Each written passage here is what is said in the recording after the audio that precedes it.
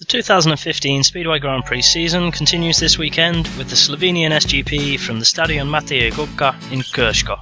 The event is the 189th Speedway Grand Prix overall and the 10th to come out of Slovenia, all of which have been held in Krsko. Start time is 7 PM local, which is 6 PM in the UK. The wildcard for the meeting will be 25-year-old Alexander Konda, who when wildcard here in 2013 struggled, scoring just 3 points. Peter Kilderman continues to fill in for the injured Jaroslav Hampel. There was no Slovenian GP last year, so going back to 2013, we see that the winner was the aforementioned Hampel on 16 points. Ty Woffenden finished second on the night but actually top scored with 17, winning 3 heats along the way, while Tomasz Golob was third on 16 points. Niels Christian Iversen completed the final, finishing fourth with 11 points.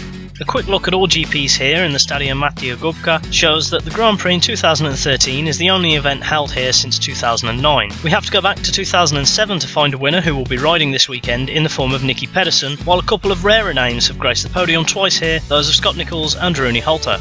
Nicky Pedersen also won in 2006, which means he shares the record for most wins here with Tony Rickardsson. 5 different riders have shared the remaining GPs here, none of which will be present this weekend. Pedersen is also top for podiums here, having graced the top 3 on 5 occasions, a record shared with Tomasz Golob. Holter and Nicholls are joined on 2 behind them by Rickardsson and Hans Andersen, with 9 riders reaching the rostrum once, including the championship leader Woffenden and the current world champ Greg Hancock. For a look at the full history of winners and podiums in all SGPs, follow the link in the description. Matije heads into his home GP on the back of becoming the second rider to have multiple wins this year after dusting himself off after a crash to brilliantly win in Gorzów. This meeting will see us 3/4 of the way through the season with just 3 more Grand Prix to come.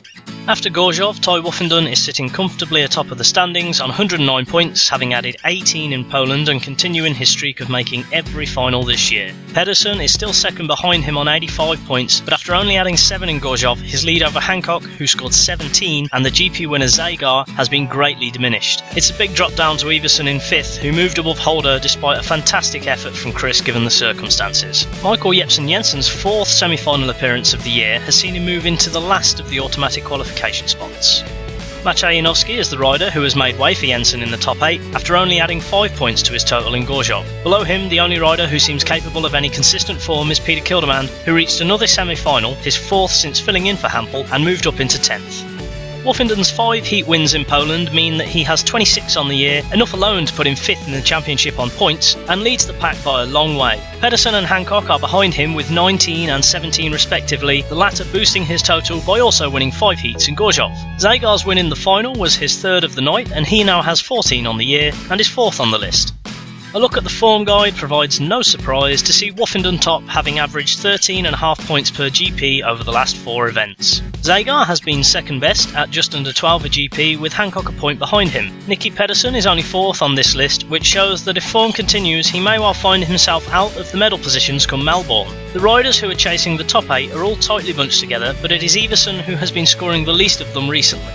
League action is winding down now as the leagues approach their conclusions, and since Gorzów we've had semi-finals in Sweden and Poland, as well as the Danish Super Final. In what action we have had, Matije is leading the way with a CMA of over 10, largely due to scoring 13 from 5 rides in 3 straight meetings for Poole, at home against Kings Lynn and Swindon, as well as on the road at Leicester. 11 points from 4 rides for Swindon against Coventry helps Peter Kilderman to second on this list, while Doyle is just behind him and has had 7 meetings for his average of 8.4, which include a paid maximum while guesting for Kings Lynn against Swindon. Woffenden, Pedersen and Hancock have all struggled, but it should be said that they've only had a few semi-final appearances in Sweden and Poland during this time.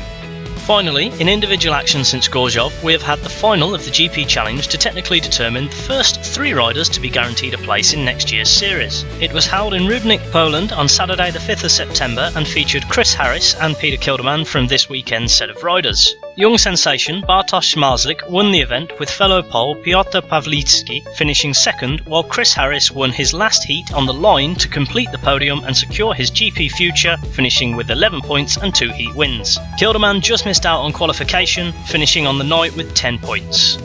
So that's everything for this weekend's Grand Prix. Woffenden is probably a safe bet to do well, but beyond that this GP feels a bit hard to call. Given his recent GP form and riding in front of his home fans, maybe it will be Matije to take his 3rd win of the season. Thanks for watching, subscribe to see more preview videos and check back here in 2 weeks for the Scandinavian Grand Prix. Bye for now.